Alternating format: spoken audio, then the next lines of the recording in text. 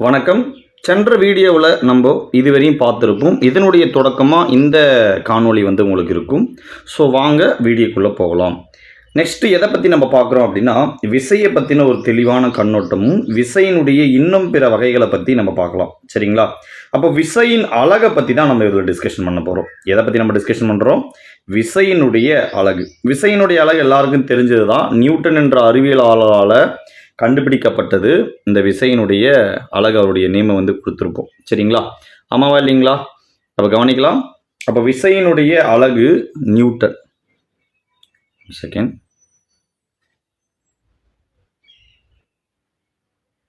விசையின் அலகு, விசையினுடைய அலகு நியூட்டன் அப்படின்னு நமக்கு தெரியும். என்ன அலகு அப்படின்ற மாதிரி தான் இல்லை ஒரு தெளிவு வரும். என்ன? எஸ்ஐ அலகு, இன்டர்நேஷ்னல் சிஸ்டம் யூனிட் தான். இதில் சிஜிஎஸ் அப்படின்ற ஒரு அலகு இருக்குது. என்னது? நீளத்தை சென்டிமீட்டர்னும், அதடுத்து அதனுடைய நிறைய கிராமனும், காலத்தை எஸ்னும் எடுத்துக்கொள்கின்ற ஒரு அலகு முறை. ஸோ அதில் இந்த எஸ்ஐ அலகு முறை இல்லாத சிஜிஎஸ் அலகு முறையில் டைன், சரிங்களா, டைன் அப்படின்ற ஒரு அலகு முறை இருக்குது. சரிங்களா? அப்போ ஒரு நியூட்டன்ன்றது என்ன? ஒரு நியூட்டன்ன்றது என்ன அப்படின்னா, ஒரு கிலோகிராம் நிறையுள்ள ஒரு பொருளை 1 மீட்டர் செகண்ட் இன்வெர்ஸ் 2 என்ற அளவுக்கு முடுக்க செய்ய தேவைப்படும் விசையினுடைய அளவை தான் ஒரு நியூட்டன் அப்படின்னு நம்ம சொல்கிறோம்.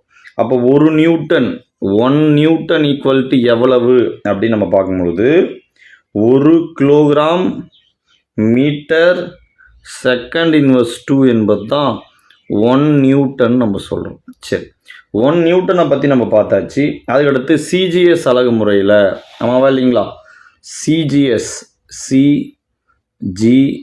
சிஜிஎஸ் அலகு முறையில் டைன் நம்ம பார்த்தோமா இல்லையா? டைன். அப்போ டைன்னா என்ன? அதை பற்றின விஷயங்களை நம்ம பார்த்துடலாங்களா? டைன்.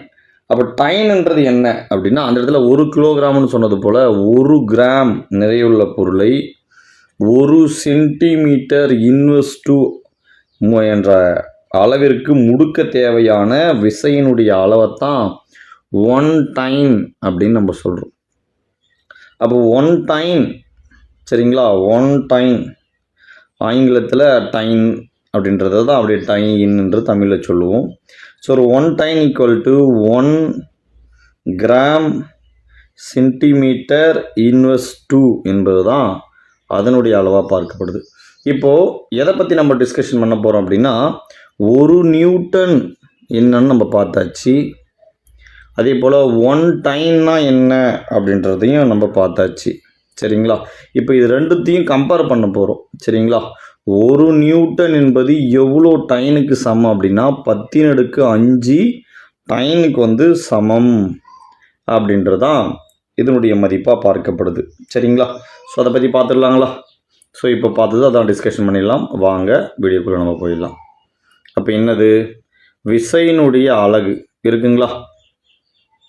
கவனிக்கணும். Unit of force, SI unit of force is Newton. N in CGS system is its unit is dyne. Definitions of 1 Newton. இப்போ ஒரு நியூட்டனுடைய டெஃபினிஷன் என்ன அப்படின்றத நம்ம பார்த்துடலாம். The amount of force required for a body of mass 1 kilogram produced an acceleration of 1 meter second inverse 2. 1 meter second inverse 2.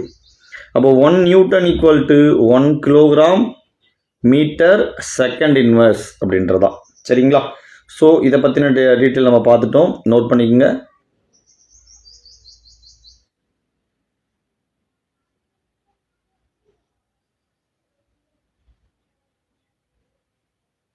Note பண்ணியாச்சுங்களா? Next 1 டைன்னா என்ன? Definitions of 1 time. The amount of force required for a body of mass 1 gram produces an acceleration of 1 centimeter second inverse 2. 1 time equal to 1 gram centimeter second inverse 2. Therefore, 1 Newton equal to how many time? Which means 10 to the power of 5. 10 to the power of 5 Newton. Sorry, time. Note down the point. Then Newton விதிகளை பற்றி நம்ம பார்த்துடலாம். ரொம்ப ரொம்ப ரொம்ப ரொம்ப முக்கியமானது Newton விதி. இந்த நியூட்டன் விதியை நம்ம பார்க்கும்போது நம்ம நியூட்டனாகவே இருந்தோம்னா, நியூட்டனாகவே இருந்து நியூட்டன் மனப்பக்குவத்தில் நம்ம புரிஞ்சுக்கணும்னா நியூட்டன் விதின்றது ரொம்ப ரொம்ப ரொம்ப ரொம்ப ஈஸியானது. என்ன சார் அதை புரிஞ்சுக்கிறது? அதை பற்றி பார்த்துடலாம். சிம்பிள். அதாவது நியூட்டன் இந்த இடத்துல ஆப்பிள் இருக்குது. இந்த ஆப்பிள் புறவிசை காற்று இது மேலே போயிட்டு படும்போது புறவிசை செயல்படும் போது அதன் நிலை மாற்றத்தை எதிர்க்குது. ஆக்சுவலாக இந்த இடத்துல என்ன விஷயம் ஏற்படுது அப்படின்னா இனர்ஷியா, நிலைமம் வந்து ஏற்படுது. ஸோ அதனால் கட் ஆகுது. ஸோ இந்த செனோரியாவை மட்டும் சரிங்களா ஃபஸ்ட்டு விதியாக எழுதுகிறாரு. இதை மட்டும் என்ன எதை எழுதுகிறாரு? முதல் விதியாக எழுதுகிறாரு. என்னது? நியூட்டன் முதல் விதி. அப்போது நிலைமத்தை பற்றி இது முழுமையான ஒரு விளக்கத்தை கொடுக்கறதால நிலைம விதி அப்படின்ற ஒரு பெயர் இருக்குது. அதுக்கடுத்து அங்கிருந்து கட்டானது தொலைவுக்கு ஏற்பவாறு அதனுடைய உந்தம் மாறுபாட்டு வீதம் சரிங்களா அதன் விசையின் திசையிலேயே அமையும் அப்படின்றத பொறுத்து. அப்போ இரண்டாவது விசையை பற்றி தெளிவாக சொல்கிறாரு, அது ஃபோர்ஸாக வர்றது. அப்போ இதுக்கும் இருக்கக்கூடிய ஒரு தொடர்பு. அப்போ இதனால தான் இது என்னது? விசையின் விதி அப்படின்ற ஒரு பெயர் இருக்குது. அதுதான் நியூட்டன் இரண்டாம் விதி. அதுக்கடுத்து இவர் இங்கே படுத்துட்டு இருக்கும்போது தலை மேலே பட்டு பிச்சாய் மேலே போகுது.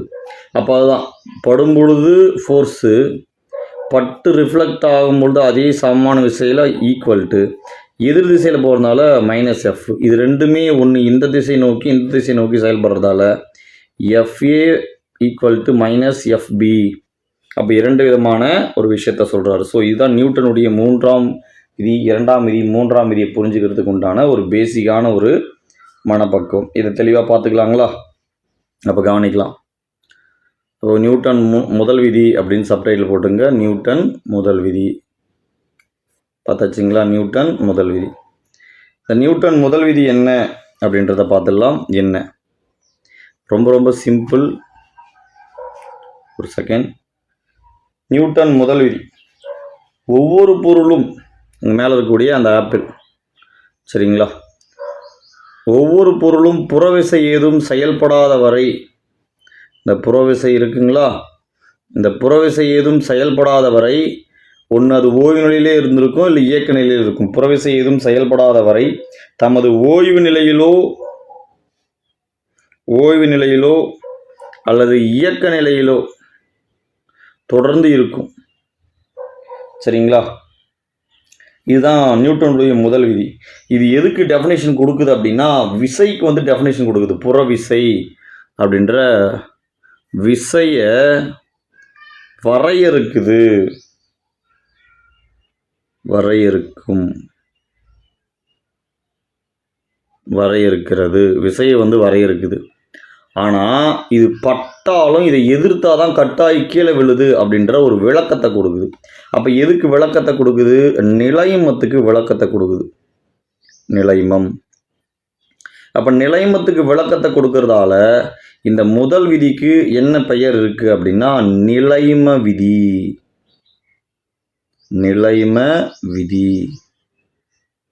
சரிங்களா? நியூட்டனுடைய முதல் விதி புரிஞ்சுதுங்களா? ஸோ வாங்க அதை பற்றி பார்த்துடலாம்.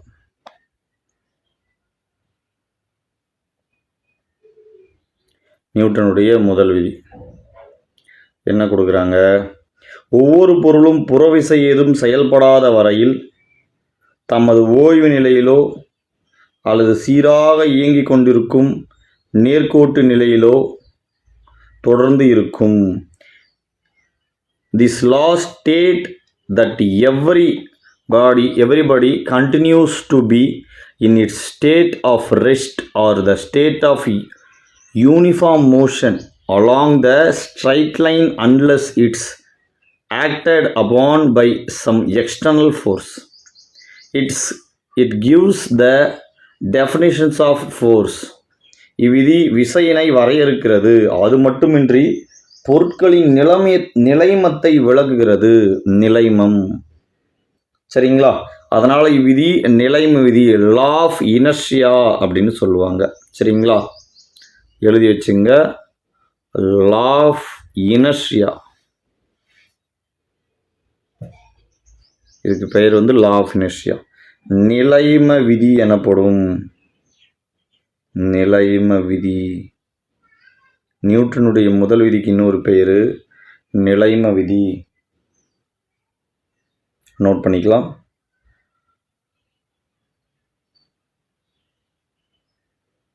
நோட் பண்ணியாச்சுங்களா? சரி, நிலைமம்ன்றீங்களே சார், அது என்ன சார்? அதை பற்றி நம்ம பார்க்கலாங்களா? நிலைம விதின்றதுனா என்ன? ஒன்றும் கிடையாது. ஒரு வெறிநாயை ஞாபகம் வச்சுங்க, ஒரு புரிதலுக்காக. சரிங்களா? வெறிநாய். இந்த வெறிநாயின்றதான் இது, இந்த ஏ அப்படின்றத ஞாபகம் வச்சுங்க. இது தூங்கிட்டு இருக்கு. நம்ம தூங்கிட்டு இருக்கும்போது அது பாட்டுக்கு நம்ம அமைதியாக போகிறோம் அப்படின்னா, சரியா, அது எதுவும் டிஸ்டர்ப் பண்ணாது தெரியும், அதுவும் நம்மளை டிஸ்டர்ப் பண்ணாது. அப்போது டக்குன்னு அது ஏதோ கல் எடுத்து போடுறோம் அப்படின்னா, கல் எடுத்து போட்டோடனே வாங்கிட்டு அமைதியாக இருக்காது. போட்ட உடனே நம்மளை எதிர்க்கும். ஓய்வு நிலையிலிருந்து அதோடைய நிலையை மாற்றத்துக்கு நம்ம முயற்சி செஞ்சாலும் அது மேலே ஒரு புறவிசை செயல்பட்டால் டக்குன்னு நம்மளை எதிர்க்கும். அதுவே எங்கேயோ வேகமாக அப்படி ஓடிட்டுருக்கு, இந்த ஏன்ற ஒரு டாகு இப்படி வேகமாக ஓடிட்டு இருக்கும்போது நீ குறுக்க பூந்த அதை மடக்க ஸ்டாப் பண்ண அப்படின்னா அப்பையும் உன்னை பிடிச்சி கடிச்சு வச்சிரும். ஸோ அதே தான். அப்போ நிலைமம்ன்றது என்னென்னா, ஒன்று ஓய்வு நிலை, ஒன்று ஓய்வு இல்லைன்னா இயக்கம். நல்லா புரிஞ்சுக்கணும், ஓய்வு அல்லது இயக்கம். இது ஓய்வு நிலையில் இருந்தால் ஓய்வு நிலையிலே இருக்கணும், இயக்க நிலையில் இருந்தால் இயக்க நிலையிலே இருக்கணும். இதை புறவிசை எதுனா செயல்பட்டு மாற்றிச்சுன்னா அது மாறாது, டக்குன்னு அதை அப்போஸ் பண்ணும், எதிர்க்கும். சரிங்களா? இதை எதிர்க்கும், இயக்கத்துலேருந்து அது எதிர்க்கும். அப்படி எதிர்க்கக்கூடிய பண்பு தான் நிலைமம்னு சொல்கிறோம். சார் புரியலே சார் அப்படின்னா, இப்போ பஸ்ஸில் நம்ம உட்காந்துட்ருக்கோன்னு வச்சுக்கலாமே. பஸ்ஸில் நம்ம ஒரு சீட்டில் உட்காந்துட்ருக்கோம், பஸ்ஸும் ஓய்வில் இருக்குது, நம்மளும் ஓய்வில் இருக்கோம். டக்குன்னு பஸ்ஸு மூவ் ஆகும்போது நம்ம பாடி ரெஸ்ட்டில் இருக்குது, டக்குன்னு மூவுக்கு போகாது, அது எதிர்க்கும். அதனால தான் பஸ்ஸு முன்னோக்கி செல்லும்போது நம்ம டக்குன்னு பின்னோக்கி செல்கிறோம். அதே போல் தான் இயக்கத்தில் இருக்கக்கூடிய பஸ்ஸு ஃபுல்லாக இயக்கத்தில் இருக்குது, நம்மளும் இயக்கத்திலே இருக்கோம் அப்படின்னு வச்சுக்கலாமே. டக்குன்னு பிரேக் போடுது பஸ்ஸு, டக்குன்னு நம்ம வந்து என்ன ஆகிட மாட்டோம், ஓய்வு நிலைக்கு போக மாட்டோம். பஸ்ஸு ஓய்வு நிலைக்கு போயிடும், இது ஓய்வு நிலைக்கு போக மாட்டோம். உடனே நம்ம அதை எதிர்க்கிறோம். எதிர்க்கிறதுனா என்ன, அது நம்ம ஓய்வு நிலைக்கு போகாமல் அப்படியே போகிறது. அதனால தான் முன்னாடி இருக்கக்கூடிய கம்பியிலையோ இல்லை யார் மேலாம் இடித்து பிரச்சனையாகிடுது. சரிங்களா? அதுக்கடுத்து இது வந்து இயக்கத்தில் நிலைமம், இது ஓய்வு நிலைமம். அதுக்கடுத்து திசையில் நிலைமம்னு இருக்குது. சரிங்களா? நம்ம காரோ பஸ்ஸோ ஒரு டேர்னிங் பாயிண்ட் இருக்குன்னா, இது இந்த பக்கம் திரும்புது அப்படின்னா நம்ம என்ன பண்ணுவோம், அதே பக்கம் சாய மாட்டோம், அதுக்கு ஆப்போசிட் சைடில் இந்த சைடு சாயும். ஸோ வளைவில் நம்ம ஆப்போசிட் சைடு சாயிறது. இது வந்து திசையில் நிலைமம்னு நம்ம சொல்கிறோம். ஸோ நிலைமம் என்பது 3 வகைப்படும். சரிங்களா? ஸோ நிலைமத்தை பற்றின டெஃபினேஷன் பார்த்துடலாம் வாங்க. நிலைமம்னா என்ன, அதை பற்றின டெஃபினேஷன் பார்த்துடலாம். நம்பர் 1, த இனர்ஷியா அப்படின்றது என்ன? சரிங்களா? ஒவ்வொரு பொருளும் தன் மீது சமன் செய்யப்படாத புறவிசை எதுவும் செயல்படாத வரையில் தமது ஓய்வு நிலையிலோ அல்லது சென்று கொண்டிருக்கும் நேர்கோட்டு இயக்க நிலையையோ மாற்றுவதை எதிர்க்கும் தன்மை, அதனுடைய நிலை மாற்றத்தை எதிர்க்கக்கூடிய தன்மை தான் என்ன நம்ம பார்க்குறோம், நிலைமம் அப்படின்னு நம்ம பார்க்குறோம். சரிங்களா? நோட் பண்ணிக்கோங்க.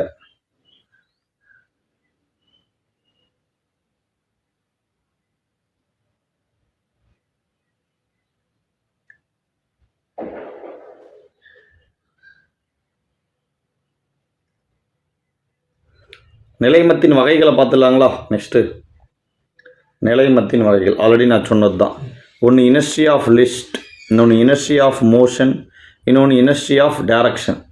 ஓய்வில் நிலைமம், இயக்கத்தில் நிலைமம், திசையில் நிலைமம். இது போல் நிலைமம் வந்து மொத்தம் எத்தனை வகையாக இருக்குது? 3 வகையாக இருக்குது. அதை பற்றின நம்ம எக்ஸாம்பிள் நம்ம கொடுத்தாச்சு. சரிங்களா? இருந்தாலும் ஓய்வு நிலைமம்னா என்ன? நிலையாக உள்ள ஒவ்வொரு பொருளும் தனது ஓய்வுநிலை மாற்றத்தை எதிர்க்கக்கூடிய பண்பு தான் ஓய்வில் நிலைமம்னு நம்ம சொல்கிறோம். Inertia of rest, the resistance of the body to change its state of rest is called inertia of rest. இயக்கத்தில் நிலைமம், இயக்க நிலையில் உள்ள பொருட்கள் தமது இயக்க நிலை மாற்றத்தை எதிர்க்கும் பண்பு இயக்கத்தில் நிலைமம் எனப்படும். Inertia of motion, the resistance of body to change its state of motion is called inertia of motion. திசையில் நிலைமம், inertia of direction, இயக்க நிலையில் உள்ள பொருட்கள் இயங்கும் திசையில் இருந்து மாறாது திசை மாற்றத்தை எதிர்க்கும் பண்பு திசையில் நிலைமம் எனப்படும். The resistance of body to change its direction of motion is called inertia of direction. Note பண்ணிக்கங்க அதோடைய சின்ன சின்ன டெஃபினேஷன்ஸு. அடுத்து இந்த நிலைமத்திற்குண்டான எடுத்துக்காட்டுகளை நம்ம பார்த்துடலாம். புக்கில் இருக்கக்கூடிய எடுத்துக்காட்டுகள்.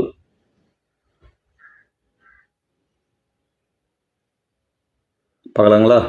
என்ன நிலைமத்திற்குண்டான எடுத்துக்காட்டுகள்? சரிங்களா? கிளைகளை உலுக்கிய பின் மரத்திலிருந்து கீழே விழும் இலைகள், பழுத்த பின் விழும் பழங்கள், இவை யாவும் ஓய்விற்கான நிலைமத்திற்கு எடுத்துக்காட்டாக பார்க்கப்படுது. சரிங்களா? முழுக்க நம்ம அது புறவிசை செயல்படும் போது ஓய்வு நிலையில் இருக்கக்கூடிய பொருள் அதை எதிர்க்கிறதால கட்டாயி கீழே விழுது. இது புரிஞ்சுதுங்களா? நெக்ஸ்ட்டு லாங் ஜம்ப் தாண்டக்கூடிய அத்லெட்ஸ். சரிங்களா? இந்த லாங் ஜம்ப் தாண்டதுக்கு முன்னாடி பிஃபோராக என்ன பண்ணுவாங்க, கொஞ்சம் பேக்வேர்டில் போயிட்டு வருவாங்க. அதுதான் நீளம் தாண்டுதல் போட்டியில் உள்ள போட்டியாளர்கள் நீண்ட தூரம் தாண்டுவதற்காக தம் தாண்டு முன் சிறிது நேரம் ஓடுவதற்கு காரணம் இயக்கத்தில் நிலைமம். ஏன்னா இப்படி போயிட்டு கட் பண்ணால் கூட அந்த கட் பண்ணுறதை அங்கேயே நின்றுட மாட்டோம், கட் பண்ணுறதை எதிர்க்கும். அப்போ பாடி என்ன ஆகும், ஃப்ளையிங் பொசிஷனில் அப்படியே கொஞ்சம் தூரம் போயிட்டு லேண்ட் ஆகும். அப்போது இயக்கத்திலே இருக்கும். ஸோ இதுதான் அது. அடுத்து ஓடு மகிழுந்து வளைவு பாதையில் செல்லும்போது பயணியர் ஒரு பக்கமாக சாய காரணம் திசைக்கான நிலைமமாக பார்க்கப்படுது. சரிங்களா? நோட் பண்ணிக்கலாம்.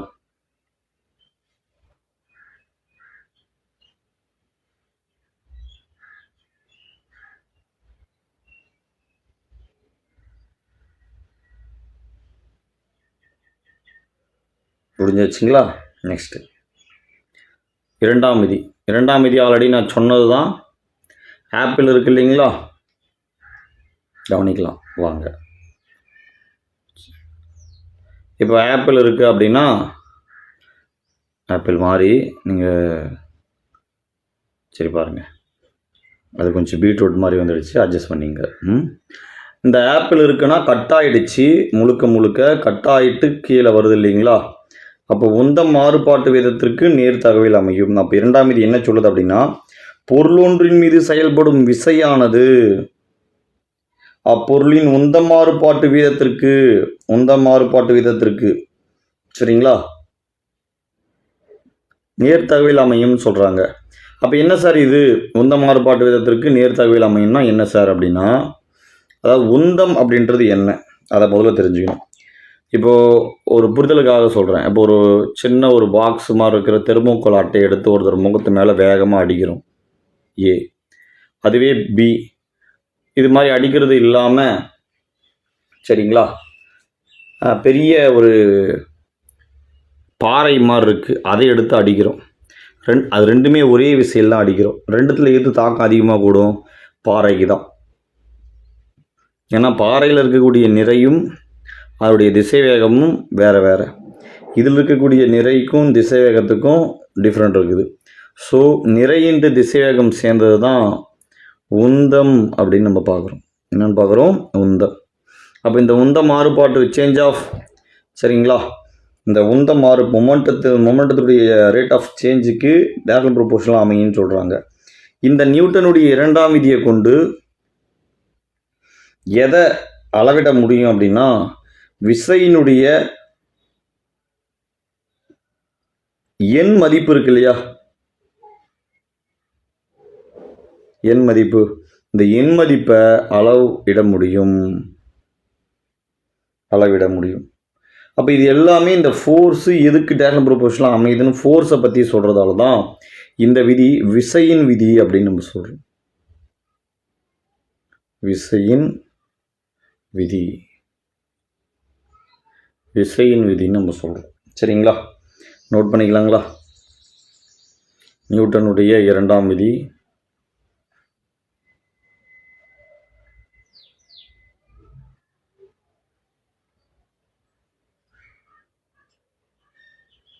According to this law, the force acting on a body is directly proportional to the rate of change of linear momentum of the body. பொருளொன்றின் மீது செயல்படும் விசையானது அப்பொருளின் உந்த மாறுபாட்டு வீதத்திற்கு நேர்தகவில் அமையும். மேலும் உந்த மாறுபாடு விசையின் திசையிலேயே அமையும். The change in momentum takes place in the direction of the force. இவ்விதி விசையின் எண் மதிப்பை அளவிட உதவுகிறது. This law helps us to measure the amount of force.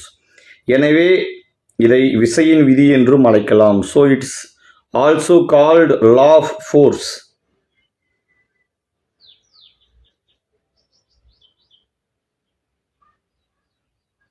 Note பண்ணிக்கலாம்.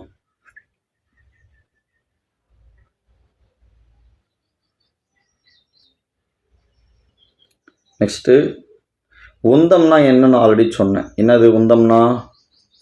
இயங்கும் பொருளினுடைய நிறை, which means the product of the mass and velocity of moving body gives magnitude of momentum. இயங்கும் பொருளின் நிறை மற்றும் திசைவேகத்தின் பெருக்கல் பலன் உந்தம் எனப்படும். அதுதான் m×v மொமெண்டம்னு நம்ம சொல்கிறோம். சரிங்களா, அப்படின்னா அது இதன் திசையானது பொருளின் திசையிலேயே அமையும். அதனுடைய திசை எதிலே அமையும்? It acts in a direction of a velocity of the object. இது வெக்டார் அளவாக பார்க்கப்படுது.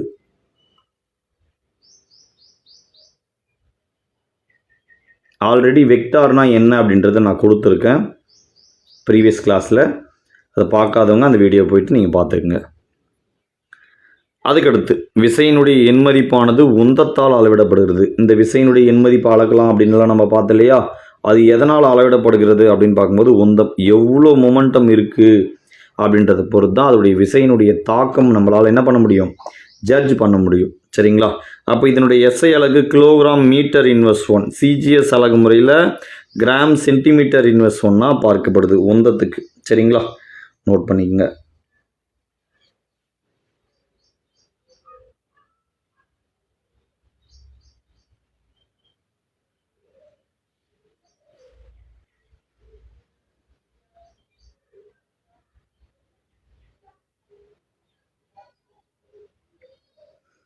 அதுக்கடுத்து விசையை பற்றி நம்ம பார்க்குறோம். ஒரு கண்டினியூட்டிக்காக விசை என்பது என்ன நம்ம சொல்லியிருக்கோம்? Force is external effort of the push or pull. விசை என்பது இழுத்தல் அல்லது தள்ளுதல் என்ற புறச்செயல் வடிவம் நம்ம பார்க்குறோம். எண் மதிப்பும் திசையும் கொண்டிருக்கிறதால இது ஒரு வெக்டர் அளவாக நம்ம பார்க்குறோம். சரிங்களா, இந்த விசையில் நம்ம உந்து விசை, அதுக்கப்புறம் பார்க்கும்போது பரப்பு இழு விசை, அது மட்டும் இல்லாமல் சென்ட்ரிஃபியூட்டல் மைய நோக்கு விசை, மைய விலக்கு விசை, இது மாதிரி நிறைய விஷயத்தை நம்ம பார்த்துட்டோம். இது இல்லாமல் இன்னும் சில 2 விசைகள் இருக்குது. அதை பற்றி நம்ம பார்த்துடலாம். சரிங்களா, அப்போ விசையினுடைய பிற 2 வகைகள் என்னென்ன அப்படின்னா ஒத்த இணை விசைகள் அப்படின்னு நம்ம பார்க்குறோம். சரிங்களா, அப்போ 2 அல்லது அதற்கு மேற்பட்ட சமமான அல்லது சமமற்ற விசைகள் ஒரே திசையில் செயல்பட்டால் அவை ஒத்த இணை விசைகள் என்று அழைக்கப்படுகிறது. சரிங்களா, ஒத்த இணை விசைகள் என்று அழைக்கப்படுகிறது. அதுக்கடுத்து பார்க்கும்போது டைப் ஆஃப் ஃபோர்ஸ் அப்படின்றது என்ன? Like parallel force. இங்கிலீஷில் நம்ம பார்த்துடலாம்.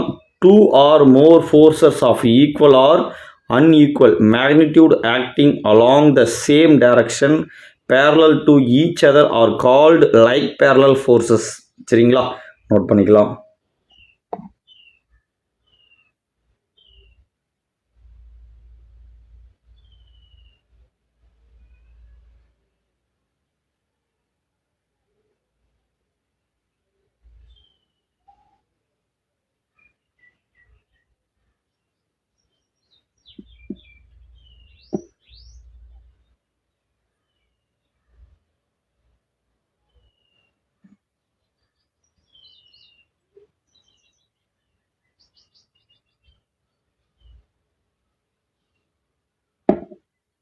நெக்ஸ்ட் கவனிக்கலாங்களா? நெக்ஸ்ட் என்ன அப்படின்னா அன்லைக் பேரலல் ஃபோர்ஸை பற்றி நம்ம பார்த்துடலாம். அன்லைக் பேரலல் ஃபோர்ஸ், இரண்டு அல்லது அதற்கு மேற்பட்ட சமமான அல்லது சமமற்ற விசைகள் எதிரெதிர் திசையில் ஒரு பொருள் மீது இணையாக செயல்பட்டால் அவை மாறுபட்ட இணை விசைகள் என்று அழைக்கப்படுகிறது. If two or more equal forces, சரிங்களா, unequal forces acting along opposite direction parallel to each other then they are called unlike parallel force. இது ஈஸியாக புரியுற மாதிரி சொல்லணும்னா, நம்ம ஸ்கூல் டேஸில் இந்த கயிறு இழுத்தல் அது இதுன்னு போட்டி அதிகமாக இருக்குது இல்லைங்களா? ஸோ அது போல் இந்த சைடு ஒரு விசையும் அதுக்கு ஆப்போசிட்டாக இந்த டேரக்ஷனில் ஒரு விசையும் செயல்படும். ஆனால் ஏதோ ஒரு விசை தான் ஹையராக இருக்கும், ஸோ இன்னொரு விசை வந்து குறைவாக இருக்கும். அதனால் ஏதோ ஒரு தரப்பினர் வந்து வெற்றி பெறுவதற்கு உண்டான வாய்ப்பை ஏற்படுத்தும். ஸோ இதை வந்து ஒரு புரிதலுக்காக எக்ஸாம்பிளாக நோட் பண்ணிக்கோங்க, சரிங்களா? மேக் இட் ஃபாஸ்ட், நோட் பண்ணிக்கோங்க, சீக்கிரமாக நோட் பண்ணிக்கோங்க. நம்ம நெக்ஸ்ட் டாபிக் உள்ள போயிடலாம், சரிங்களா? இது முடிஞ்சாச்சுங்களா? நெக்ஸ்ட்டு பார்த்துடலாங்களா? அதோடத்து தொகுப்பயன் விசை அப்படின்னு ஒன்று இருக்குது. இப்போ தொகுப்பயன் விசைனா என்ன, அதை பற்றி பார்த்துடலாங்களா? இப்போது தொகுப்பயன் விசை அப்படின்றது ஈஸியாக சேலரியை வச்சு நம்ம புரிஞ்சுக்கலாம். என்ன, இப்போ ஒருத்தர் வந்து ஒரு 25,000 வந்து ஏர்ன் பண்ணுறாருன்னு வச்சுக்கலாமே, கவர்மெண்ட் சேலரியாக ஃபஸ்ட்டு மாதம் ஏதோ ஒன்றுத்தில் வாங்குறாரு அப்படின்ற மாதிரி வச்சுக்கலாமே. அப்போ அதில் அவருக்கு வந்து ஒரு 10,000 வந்து ஏதோ இஎம்ஐ இருக்குது, சரிங்களா, அது போயிடுது. அப்போது மீதி அவர்கிட்ட என்ன தான் இருக்கும், சரிங்களா? 10,000 கூட வேண்டாம், சரிங்களா? 25ல், சரிங்களா, 25 கவர்மெண்ட் சேலரின்றதுனால கொஞ்சம் அதிகமாக போட்டுக்கலாங்களா? சரி வாங்க, என்ன போட்டுக்கலாம், 35 போட்டுக்கலாமா? 35, சரிங்களா? சரி, 35 வாங்கக்கூடிய அவருக்கு ஒரு 10,000 வந்து இஎம்ஐ போயிடுதுன்னு வச்சுக்கலாம் ஈஸியாக, சரிங்களா? அப்போது 10,000 இஎம்ஐ போயிடுது. 10,000 இஎம்ஐ போயிட்டால் மீதி எவ்வளோ கிடைக்கும், 25.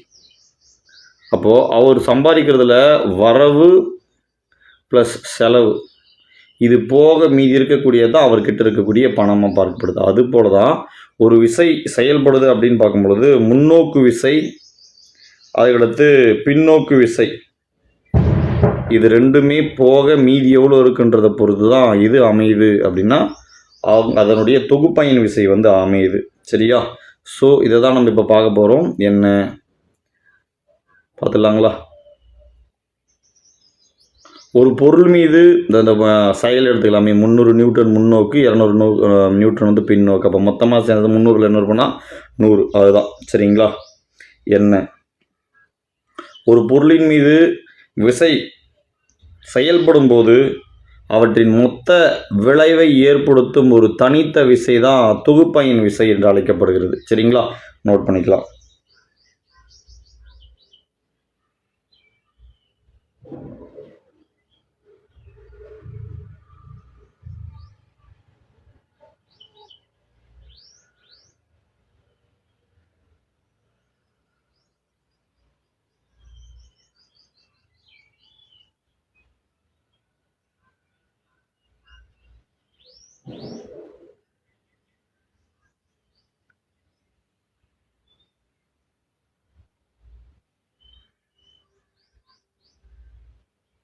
நெக்ஸ்ட் கவனிக்கலாங்களா? அதுக்கடுத்து நியூட்டனுடைய 3ஆம் விதிகளை நம்ம பார்க்கலாம். என்ன இருக்குது நியூட்டனுடைய 3ஆம் விதிகள் அப்படின்னு நம்ம பார்க்கும்போது, ஸோ அதை பார்க்குறதுக்கு முன்னாடி மாஸ், எடை, இதை பற்றி நம்ம பார்த்துடலாம்.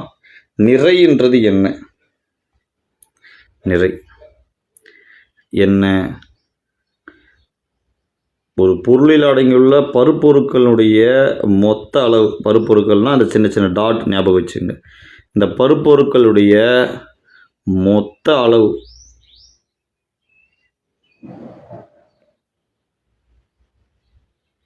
அதுதான் என்னது, நிறை அப்படின்னு நம்ம பார்க்குறோம். அதுவே இந்த பருப்பொருட்கள் மொத்தமாக இருக்கு இல்லையா, இது போல் பருப்பொருட்கள் இருக்கு இல்லையா, இந்த பருப்பொருட்கள் மேலே செயல்படுகின்ற ஈர்ப்பு விசை, புவியீர்ப்பு விசையின் காரணமாக பொருள் கீழ் நோக்கி இழுக்கப்படுது. ஸோ இதுதான் என்னது, எடை அப்படின்னு நம்ம சொல்கிறோம். இப்போ இவ்வளோ நேரம் பார்த்த இந்த நிறைக்கு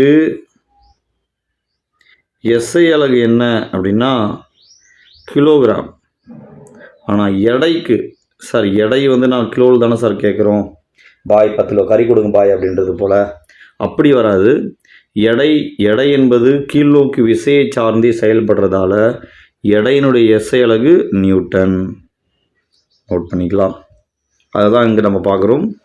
நிறை என்பது பொருளின் அடிப்படை பண்பாக பார்க்கப்படுது. Mass is the basic properties of body. பொருட்களின் நிறை என்பது அதில் அடங்கியுள்ள பருப்பொருட்களின் அளவாகும். Mass of a body is defined as the quantity of matter contained the body. இதன் அலகு கிலோகிராம். எடை ஒரு பொருளின் மீது செயல்படும் ஈர்ப்பு விசையின் மதிப்பு அப்பொருளின் எடை என்று அழைக்கப்படுகிறது. நான் சொன்னல ஈர்ப்பு விசையினுடைய மதிப்பு. It's SI unit is kilogram.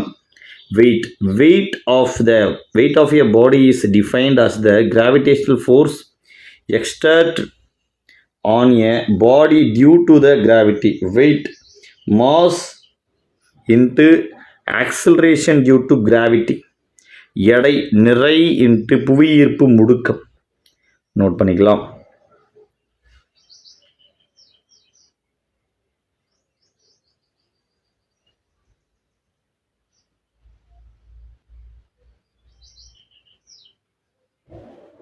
அதுக்கடுத்து வேறு என்ன சார் நம்ம பார்க்குறோம் அப்படின்னா இந்த நியூட்டனுடைய 3ஆம் விதியை பற்றி நம்ம பார்த்துடலாம். என்ன சார் நியூட்டனுடைய 3ஆம் விதி? அந்த ஆப்பிள் கட்டாயி கீழே வந்து விழுந்து மறுபடியும் பிச் ஆகுறது. அப்போ கீழே வரும்போது எஃப், மேலே போகும்போது -F. இது ரெண்டுமே சமமாக இருக்கிறதால F = -F. இது ரெண்டுமே வேறுபட்ட பொருட்கள் மீது செயல்படுறதால FA - FB அப்படின்னு வச்சுக்கிறோம். இது புரிஞ்சுதுங்களா? சரி, அதான் இந்த இடத்துல பார்க்கலாங்களா? வாங்க.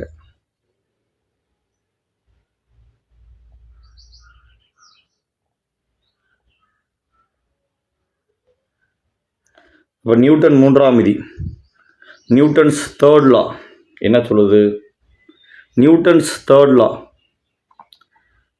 states that for every action there is an equal and opposite reaction.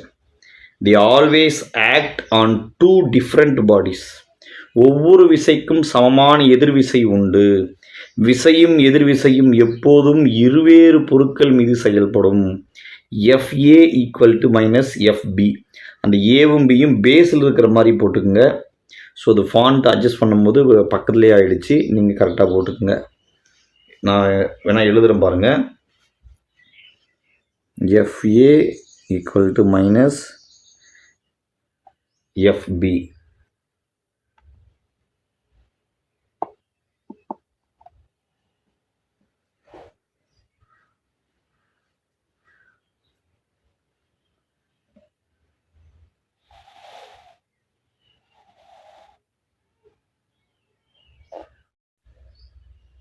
இந்த நியூட்டனுடைய 3ஆம் விதியின் பயன்கள் என்னெல்லாம் வரும் அதை பற்றி பார்த்துடலாங்களா?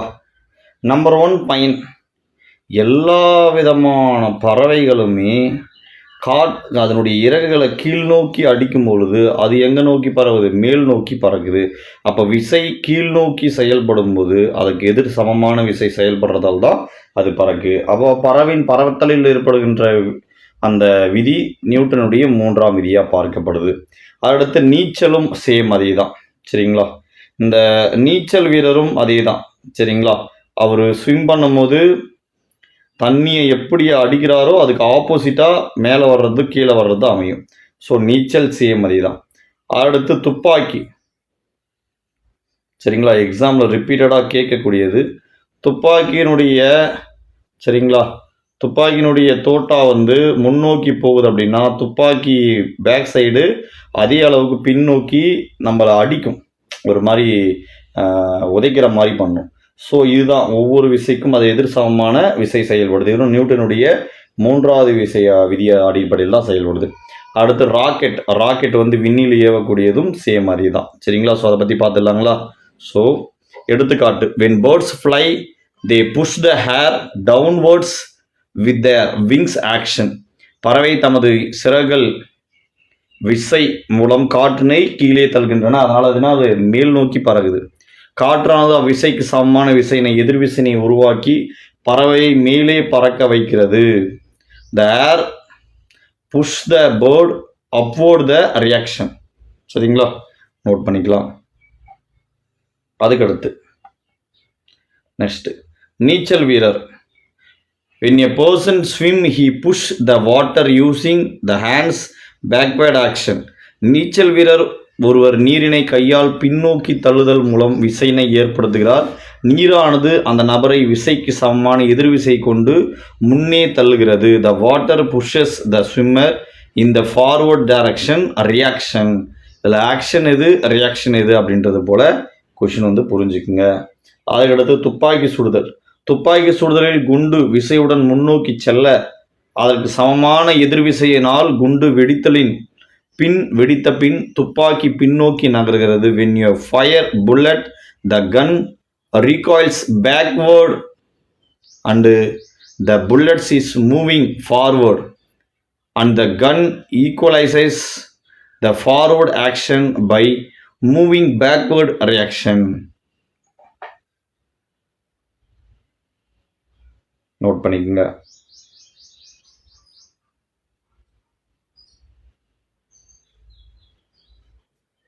அதுக்கடுத்து இந்த தோற்ற எடை அப்படின்னு ஒன்று இருக்கும். ஓய்வு நிலையில் இருக்கிற பொருள் உண்மை எடை மேலும் கீழும் நகரும் போது அதனுடைய மதிப்பில் இருக்காது. சரிங்களா, இதுதான் எக்ஸாம்பிளாக நம்ம என்ன பார்ப்போம் அப்படின்னா, எடை இழப்பு உருண்டோடக்கூடிய தொடர் வண்டியில் நடைபெறும். அதே போல் விண்வெளி வீரர்கள் இருக்கக்கூடிய அந்த அஸ்ட்ரோனட்டில் இருக்கிற மோஷன் எடை இழந்த போல் இருக்கக்கூடிய மேக்ரோ அப்படின்னு நம்ம சொல்லுவோம். சரிங்களா, இதை நோட் பண்ணிக்கோங்க. அடுத்து நியூட்டனுடைய பொது ஈர்ப்பியல் விதியை நம்ம பார்க்குறோம். அது என்ன சார் நியூட்டனுடைய பொது ஈர்ப்பியல் விதி அப்படின்னா, ஈஸியாக நம்ம புரிஞ்சுக்கலாம். இந்த அண்டத்தில் இருக்கக்கூடிய பொருட்கள், இதுதான் அண்டம்னு எடுத்துக்கலாமே, ஒவ்வொரு கோளுமே ஒவ்வொரு குறிப்பிட்ட விசையுடன் ஒன்றோட ஒன்று கவர்ந்து இழுத்து கொண்டிருக்கு. அப்படி இருக்கக்கூடிய அந்த ஃபோர்ஸு, சரிங்களா, அந்த இருக்கக்கூடிய அந்த நிறைகளினுடைய பெருக்கல் பலனுக்கு m1 × m2, நிறைகளின் பெருக்கல் பலனுக்கு நேர்த்தகவு, மேலே இருந்தால் நேர்த்தகவு, நிறைகளின் பெருக்கல் பலனுக்கு நேர்த்தகவிலும் டைரக்ட்லி ப்ரொபோர்ஷனல், அவற்றுக்கிடையே உள்ள தொலைவின் இருமடிக்கு ஸ்கொயர், கீழே இருந்தால் எதிர்த்தகவு இன்டர்னல் ப்ரொபோர்ஷனல், அவற்றுக்கிடையே உள்ள தொலைவின் இருமடிக்கு எதிர்த்தகவிலும் அமையும். சரிங்களா, ஸோ இதுதான் அது நியூட்டனுடைய பொது ஈர்ப்பியல் விதியாக பார்க்கப்படுது. வாங்க அதை பற்றி நம்ம பார்த்துடலாம். சப்டைட்டில் போட்டாச்சுங்களா, நியூட்டனின் பொது ஈர்ப்பியல் விதி. இப்போ பார்த்துடலாம். நியூட்டனின் பொது ஈர்ப்பியல் விதி, அண்டத்தில் உள்ள ஒவ்வொரு பொருளும் பிற துகளை ஒரு குறிப்பிட்ட விசை மதிப்பில் ஈர்க்கிறது. அவ்விசையானது அவைகளின் நிறைகளின் பெருக்கல் பலனுக்கு நேர்த்தகவிலும் அவற்றுக்கு அவைகளின் மையங்களுக்கு இடையே உள்ள தொலைவின் இருமடிக்கு எதிர்த்தகவிலும் இருக்கும். மேலும் இவ்விசை நிறைகளின் இணைப்பு கோட்டின் வழியாக செயல்படும். F directly proportional to m1 × m2 r². Note பண்ணிக்கலாம்.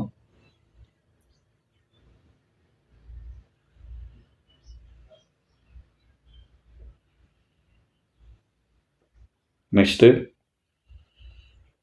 ராக்கெட் ஏவுதல் நிகழ்வு. ஆல்ரெடி நான் சொன்னேன், ராக்கெட் ஏவுதல் நிகழ்வு நியூட்டனுடைய 3ஆம் விதி செயல்படுது. அது மட்டும் இல்லாமல் நேர்கோட்டு உந்த அழிவின் விதி, ஸ்டார்டிங்லேருந்து எண்டிங் வரை அதோடைய உந்தம் மாறாமல் ஸ்ட்ரைட் லைனில் இருக்கணும். ஸோ அதான் அது நேர்கோட்டு உந்த அழிவின்மை விதி. இது ரெண்டுமே பயன்படக்கூடிய ஒரு விஷயந்தான் ராக்கெட் லான்ச்சிங்கில் பயன்படக்கூடிய பேக்ரவுண்டு லாவாக பார்க்கப்படுது. நோட் பண்ணிக்கலாம்.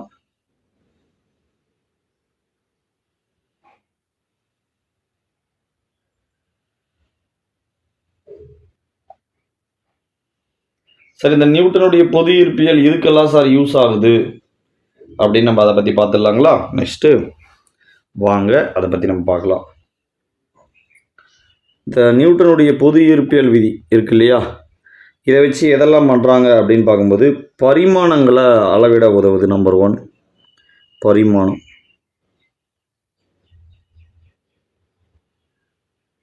பரிமாணங்களை அளவிட உதவுது. ரெண்டாவது என்ன அப்படின்னு பார்க்கும் பொழுது, புவியின் நிறை, ஆரம், புவியீர்ப்பு முடுக்கம் முதலியவற்றை துல்லியமாக கணக்கிட உதவுது. சரிங்களா, புவியின் நிறை, ஆரம், புவியீர்ப்பு,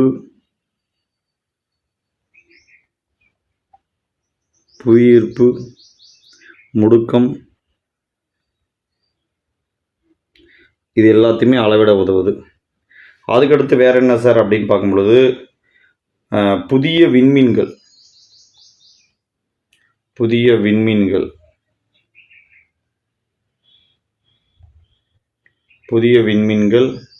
அதடுத்து கோள்கள், இது எல்லாத்தையுமே கண்டுபிடிக்கிறதுக்கு இது பயன்படுது. அடுத்து வாபிள், சீரற்ற நகர்வு எதுனா இருந்துச்சுன்னா அதை கண்டுபிடிக்கிறதுக்கு பயன்படுது. சரிங்களா. விண்மீன்களுடைய நிறை, சரிங்களா, ரொம்ப ரொம்ப ரொம்ப ரொம்ப முக்கியம். விண்மீன்களின் நிறை இதை அளக்கிறதுக்கு பயன்படுது. அதுக்கடுத்து பார்க்கும்பொழுது தாவர வேர் முளைத்தல், வேர் புவியை சார்ந்தும் தண்டு ஒளியை சார்ந்து இருக்கின்றத கண்டுபிடிக்கிறதுக்கு பயன்படுது. சரியா. அடுத்து விண்பொருட்களுடைய பாதை, அது எந்த நீள்வட்ட பாதையில் எந்த நகர்வில் நடக்குது அப்படின்ற அந்த பாதையை கணக்கிடுறதுக்கு பயன்படுது. சரிங்களா. ஸோ இதெல்லாம் தான் முக்கியமானதாக பார்க்குறோம். வாங்க அதை பற்றி நம்ம பார்த்துக்கலாம். நியூட்டனுடைய பொது ஈர்ப்பியல் விதியினுடைய பயன்பாடுகள் சொன்ன இல்லைங்களா. ஒன்று, அண்டத்தில் உள்ள விண்பொருட்களுடைய பரிணாமங்களை அளவிட பயன்படுது, டைமென்ஷனை. அதே போல் mass of the earth, radius of the earth, acceleration due to gravity, etc. can be calculated with the higher accuracy, help the discover of new stars and planets. அதை எடுத்து பார்க்கும்பொழுது வேறு எதுக்கு சார் அப்படின்னா, வாபிள் கண்டுபிடிக்கிறதுக்காக, விண்மீன்களுடைய சீரற்ற நகர்வு, அடுத்து விண்மீன்களுடைய நிறை, தாவரங்களுடைய விதை முளைத்தல் தத்துவம், இது எல்லாத்தையுமே அளக்கிறதுக்கு பயன்படக்கூடியதா. நெக்ஸ்ட்டு வேலையை பற்றி நம்ம பார்க்குறோம். சார் வேலைக்காக தான் சார் நாங்கள் படிக்கிறோம், அது எங்களுக்கு தெரியாதா சார்? அந்த வேலை வேறு, இது வேறு. வேலை என்பது என்ன, அதை பற்றி பார்த்துடலாங்களா? கவனிக்கணும். இப்போ வேலை அப்படின்னா இதுக்குண்டான ஒரு ஃபார்முலா ஈக்குவேஷன் இருக்குது. என்ன அப்படின்னா, work done equal to F dot S. எஸ்ஸா, அது என்னது? எஸ் மீன்ஸ் டிஸ்பிளேஸ்மெண்ட், இடப்பெயர்ச்சி.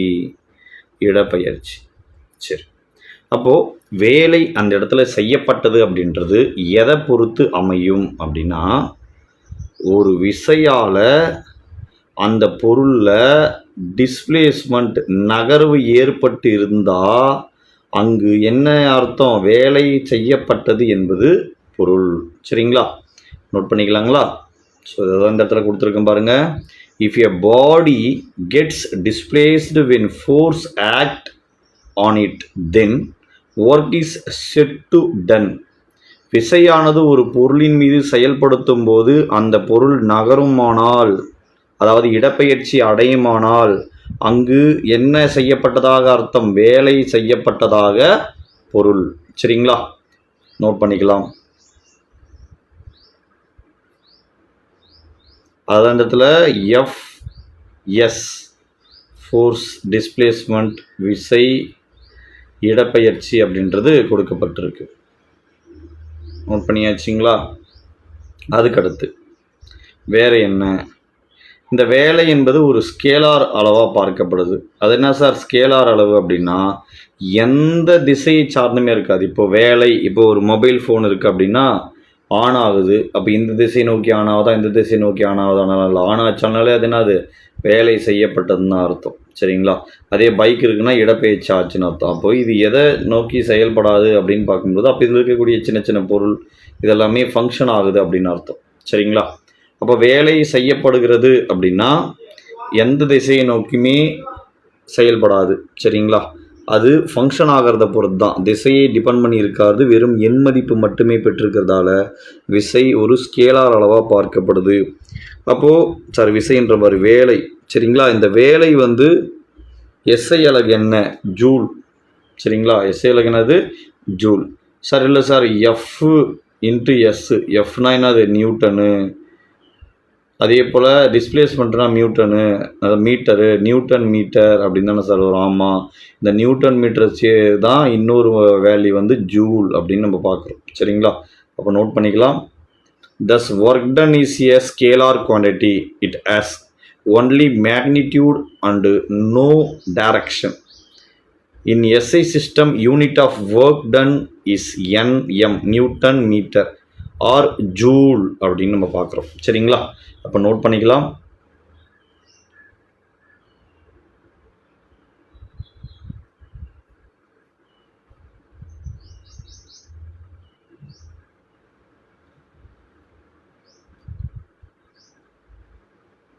முடிஞ்சாச்சுங்களா?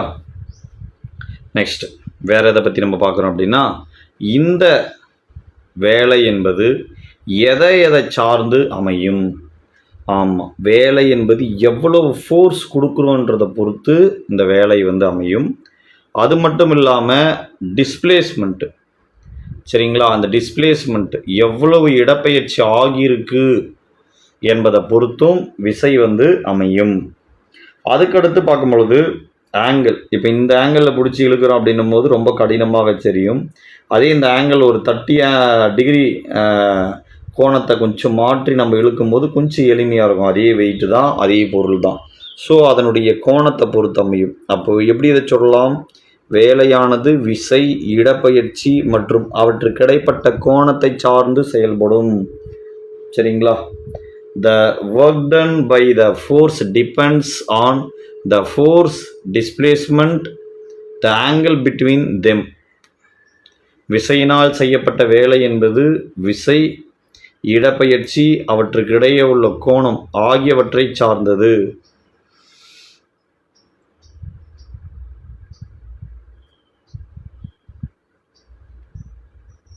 அதுக்கடுத்து வேற எதை பற்றி பார்க்கலாம்? கவனிக்கலாங்களா? ஆற்றல் பற்றி பார்க்கலாங்களா? அது மென்பவரானாக இருக்கட்டும் அல்லது மிஷினரியானா இருக்கட்டும், வேலை செய்யக்கூடிய திறன் தான் ஆற்றல் நம்ம சொல்கிறோம். அது என்ன சார் வேலை செய்யக்கூடிய திறன்? இப்போது ஒரு புரிதலுக்காக, அது என்ன சார் வேலை செய்யக்கூடிய திறன்? இப்போது நம்மக்கிட்ட ஒரு ராயல் என்ஃபீல்டு புல்லட் இருக்குது, அதுக்கடுத்து பழைய மாடல், சரிங்களா, டிவிஎஸ் 50 இருக்குது. இப்போ ரெண்டுமே பெரிய ஹில்ஸை வந்து ஏறணும்.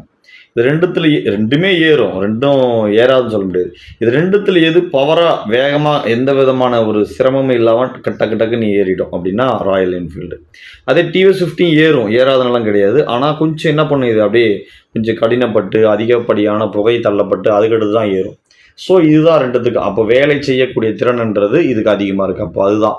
அப்போ ஆற்றல் என்பது என்னன்னா, வேலை செய்யும் திறமையை தான் ஆற்றல் அப்படின்னு நம்ம சொல்கிறோம். சரிங்களா? கெப்பாசிட்டி டு டூ ஒர்க் ஈஸியாக நம்ம சொல்லணும்னா, energy is defined as the capacity to do work. In other words, work done is the, சரிங்களா, மேனிஃபெஸ்டேஷன் ஆஃப் எனர்ஜி. அதாவது செய்யப்பட்ட வேலை என்பது ஆற்றலின் செயல்பாடே ஆகும். ஆற்றல் என்பது வேலை செய்யும் திறமையே. நோட் பண்ணிக்கலாம்.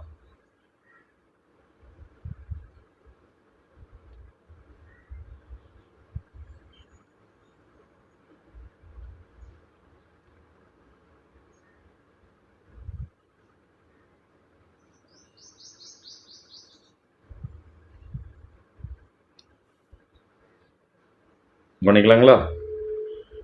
அதுக்கடுத்து இந்த ஆற்றல், இப்படி பார்க்கக்கூடிய இந்த ஆற்றல் பார்க்கும்போது வெப்ப ஆற்றல், ஒளி ஆற்றல், காந்த ஆற்றல், மின் ஆற்றல் நிறையா இருக்குது. நம்ம இந்த மிஷினரியை பொறுத்த வரையில் ஏற்படுத்துகின்ற இந்த ஆற்றல் 2 விதமாக பிரிக்கப்படும். ஒன்று கைனடிக் எனர்ஜி, இன்னொன்று பொட்டென்ஷியல் எனர்ஜி. அதாவது mechanical energy is classified into 2 types. எந்திர ஆற்றல் 2 வகைப்படும். இயக்க ஆற்றல். இந்த இயக்க ஆற்றல்லாம் என்ன அப்படின்றத தெளிவாக புரிஞ்சுக்கலாம். சரிங்களா? இயக்க ஆற்றல் அதாவது கைனடிக் எனர்ஜி அப்படின்னு நம்ம பார்க்குறது. என்ன சார் கைனடிக் எனர்ஜின்றது? Half mv square.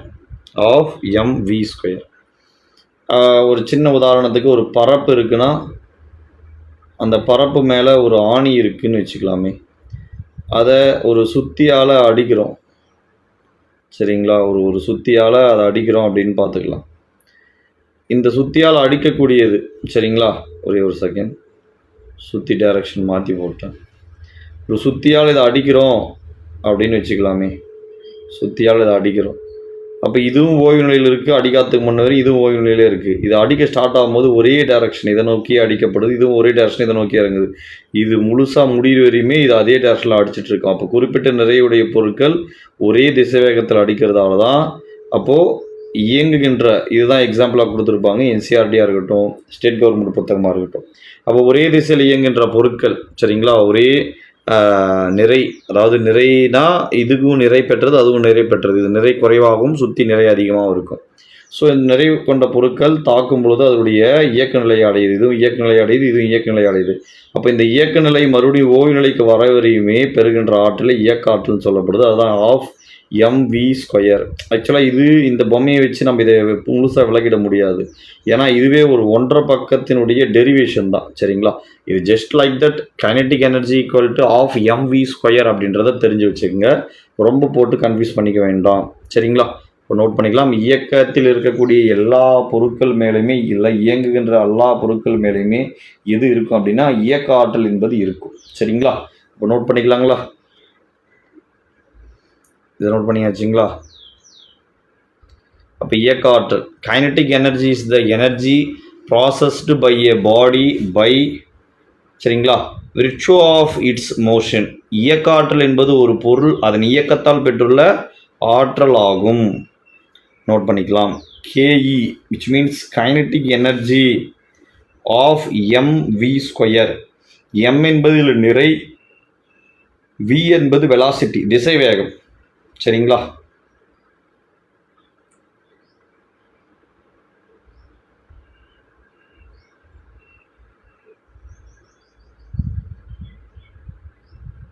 நெக்ஸ்ட்டு அதான் இந்த இடத்துல நான் ஆல்ரெடி சொன்னேன் இல்லைங்களா, all moving object have kinetic energy. அனைத்து இயங்கும் பொருட்களும் இயக்க ஆற்றலை கொண்டுள்ளன. Kinetic energy is measured by the amount of work that the body can performed before its come to rest. பழைய நிலைமைக்கு வர வரையுமே அது என்னது, அதே இயக்க நிலையிலே இருக்கும், அதுதான் இயக்க ஆற்றல் அப்படின்னு நம்ம சொல்கிறோம், சரிங்களா. இயக்க ஆற்றல்னா என்ன நோட் பண்ணிக்கோங்க.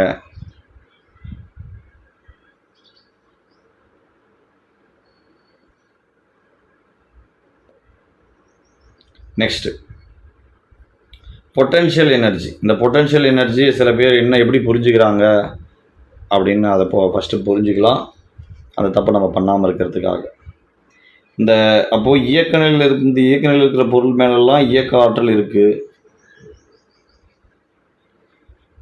இயக்க ஆற்றல் எல்லா இயங்கும் பொருட்கள் மேலேயுமே இருக்குது, சரிங்களா. ஆனால் இந்த நிலை ஆற்றல் அப்படின்றது என்னென்னு புரிஞ்சுக்கிறாங்க ஸ்டூடெண்ட் ஒரு ஃப்ளோவில் அப்படின்னா, நிலையாக, அதாவது ஓய்வு நிலையில் இருக்கிற பொருட்கள் மேலே இந்த நிலை ஆற்றல் செயல்படுது அப்படின்ற ஒரு பொய்யான ஒரு தகவல், ஒரு புரிதல் இல்லாமல் புரிஞ்சுக்கிறாங்க. என்ன, நிலை ஆற்றல் வேற, ஓய்வு நிலை வேற, அதை நல்லா புரிஞ்சுக்கணும். நிலை ஆற்றல் வேற, நிலை ஆற்றல் வேற, ஓய்வு நிலை வேற. இதில் தெளிவாகிடுங்க ஃபஸ்ட்டு, சரிங்களா. அதுனா சார் நிலை ஆற்றல், ஒரு பொருளை அதன் நிலை உயர்த்தப்படும் போது, h உயரத்திற்கு அதன் நிலை உயர்த்தப்படும் பொழுது, m நிறை கொண்ட ஒரு பொருளை, சரிங்களா, அதனுடைய நிலை உயர்த்தப்படும் போது கிராவிடேஷனல், அது மேலே ஒரு கிராவிடேஷனல் விசை செயல்படும்.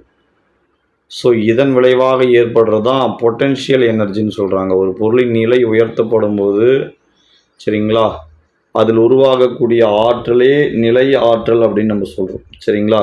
இப்போ பந்திங் அது ஒன்றும் இல்லை, ஒரு சிம்பிளாக ஒரு நம்ம கீழே உக்காந்துட்டு இருக்கிறவங்க மேலே நம்ம ஒரு கோலி குண்டு தலை மேலே போடுறோன்னு வச்சுக்கோங்க, பெருசாக அடி எதுவும் படாது. அதே கீழே உட்கார வச்சுட்டு நம்ம ஒரு 10-20 பில்டிங் மேலே ஏறிட்டு கரெக்டாக டார்கெட் மிஸ் ஆகாமல் இருக்கிறதுக்காக ஒரு பைப் லைனை கனெக்ட் பண்ணிட்டு அந்த பைப் வழியாக கோலி கொண்ட தலை மேலே சர்ன்னு போடுறோம் அப்படின்னும் போது இன்னும் கம்பல்சரி மிகப்பெரிய ஒரு ஆபத்து ஏற்படும். ஏன்னா அவ்வளோ வேகத்திலேருந்து வரும்போது விசை அதிகரிக்க அதனுடைய உந்தம் அதிகரிக்கும், உந்தம் அதிகரிக்கும் போது அதிகப்படியான தாக்கத்தை ஏற்படுத்தும்.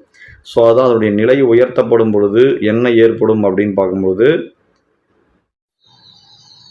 அப்போ அதோடைய நிலை உயர்த்தப்படும் பொழுது அதுதான் இந்த இடத்துல நம்ம பார்க்குறோம். when a body raised to height, then the body has potential energy. ஒரு பொருள் என்ற உயரத்திற்கு தூக்கும் பொழுது அந்த பொருள் நிலையாற்றலை பெற்றிருக்கும். ஒரு பொருள் நிலையாற்றல் என்பது சுற்றுப்புறத்தை பொறுத்து அதன் நிலை மற்றும் அமைப்பை சார்ந்தது. சரிங்களா, நோட் பண்ணிக்கலாம்.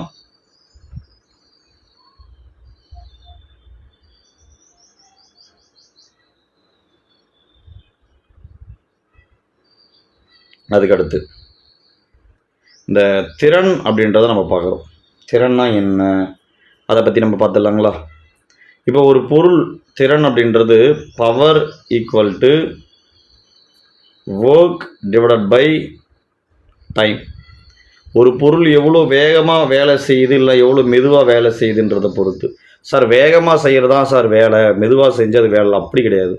ஒரு சில குறிப்பிட்ட இடங்களில் அந்த வேலையை ரொம்ப மெதுவாக தான் செய்யணும் அந்த வேலை. இப்போது வாட்டர் டேங்க்கில் அது பெட்ரோல் டேங்க்கில் இருக்கிற அந்த பெட்ரோலு நம்ம இன்ஜினுக்கு உள்ள கார்பரேட்டருக்கு மூலமாக போயிட்டு இன்ஜினுக்குள்ளே போகிறது ஒரு குறிப்பிட்ட அந்த சைமல்டேனியஸில் பொறுமையாக போகணும். மொத்தம் கடகடான்னு போயிட்டால் வேஸ்ட். வேகமாக செயல்படக்கூடியது வேகமாக தான் செயல்படணும். சரிங்களா? அப்போ வேகமாக இது நம்ம ஓட்டும் பொழுது அந்த வீல் வேகமாக சுற்றுறதா இருக்கட்டும், ஸோ இது மாதிரி எல்லாம் செயின் சுற்றுறது, இது மாதிரி எல்லாமே வேகமாக போ.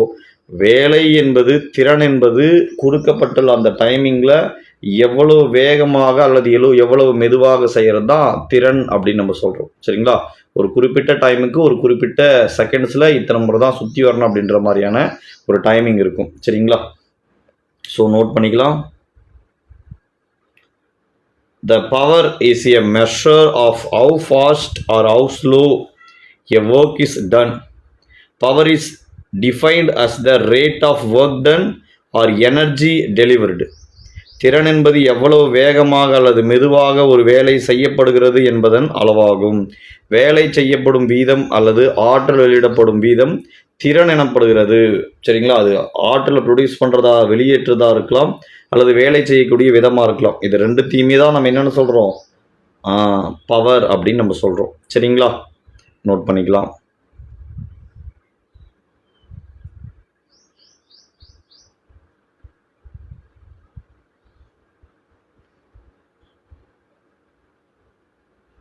நெக்ஸ்ட்டு இதான் அதோடைய ஃபார்முலா. செய்யப்பட்ட வேலை W டிவைடட் பை எடுத்துக்கொண்ட நேரம், work done divided by time taken T power. அப்போ P is equal to W by T என்பது தான் அதனுடைய சாராம்சமாக பார்க்கப்படுது. அதுக்கடுத்து திறனினுடைய அலகு unit of power. Inverter of the steam engine James Watt. இந்த நீராவி என்ஜினை கண்டுபிடிச்ச ஜேம்ஸ் வால்ட்டினுடைய நினைவாக தான் இது வைக்கப்பட்டிருக்கு. திறன் அப்படின்ற இந்த ஒரு இதுவுக்கு வாட் என்ற ஒரு எஸ்ஐ அலகு முறையில் இவருடைய நேம் வைக்கப்பட்டிருக்கு. இந்த வாட் என்பது சரிங்களா, இந்த திறனின் அலகு ஸ்கேலார்னு இருக்கு இல்லையா, திறன் அளவு ஸ்கேலார். சரிங்களா? அந்த திறனின் அலகு என்ன? அப்போ திறனின் அலகு என்னது? வாட். அப்போ ஸ்கேலார் அளவாக பார்க்கப்படுது எஸ்ஐ அலகு முறையில் வாட். சரிங்களா? Named after inverter of the steam engine James Watt. ரொம்ப ரொம்ப முக்கியமானது, நோட் பண்ணி வச்சுக்கோங்க.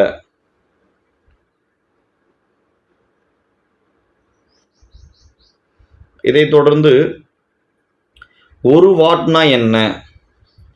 ஒரு செகண்டில் ஒரு ஜூல் வேலை செய்யப்பட்டால் அப்படி செய்யப்பட்ட அந்த திறனினுடைய அளவு தான் ஒரு வாட் அப்படின்னு நம்ம சொல்கிறோம். அதுதான் 1 watt is defined as the power when 1 joule of work is done in 1 second.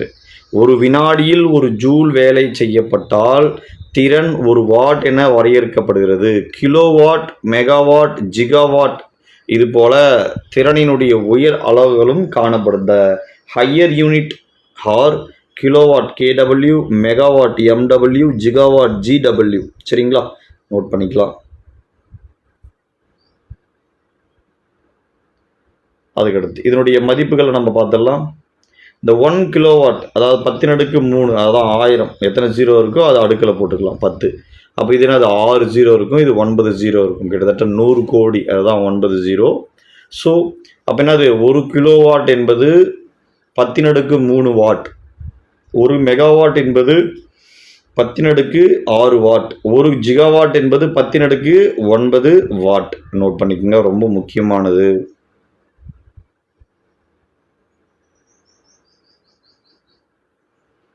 Next, இந்த வாட் அப்படின்றது ஹார்ஸ் பவரை வச்சு தான் ஆங்கிலேய அலகு முறையில் இன்று வரையுமே கணக்கிட்டு வராங்க.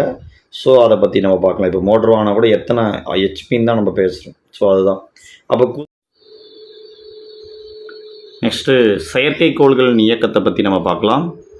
ரொம்ப முக்கியமானது என்ன, செயற்கைக்கோள்களின் இயக்கம் சரிங்களா, புவியீர்ப்பு விசையினால் ஒரு கோள் போன்ற ஒரு பெரிய உடலை சுற்றி ஒரு செயற்கைக்கோளினுடைய இயக்கத்தை தான் நம்ம பார்க்குறோம். இதில் ரொம்ப முக்கியமானது என்ன அப்படின்னு பார்க்கும்பொழுது, கெப்லருடைய கோள் இயக்க விதிகளும் நியூட்டனுடைய விதிகளாலும் விளக்கப்படுது. செயற்கைக்கோள்களுடைய இயக்கம் எதனால் விளக்கப்படுது அப்படின்னா, கெப்லருடைய இயக்க விதிகள், நியூட்டனுடைய இயக்க விதிகள். The motion satellites is governed by Kepler laws of planetary motion and Newton's law of motion.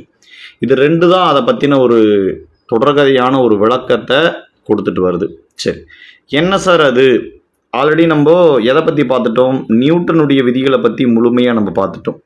Newton முதல் விதி, இரண்டாம் விதி, மூன்றாம் விதி, அது மட்டும் இல்லாமல் ஈர்ப்பியல் விதி, அந்த ஈர்ப்பியலுடைய விதியினுடைய பயன்களை நம்ம பார்த்துருக்கோம். ஸோ இவரை பற்றி நம்ம பார்த்துடலாம். ஃபஸ்ட்டு இந்த தாலமி.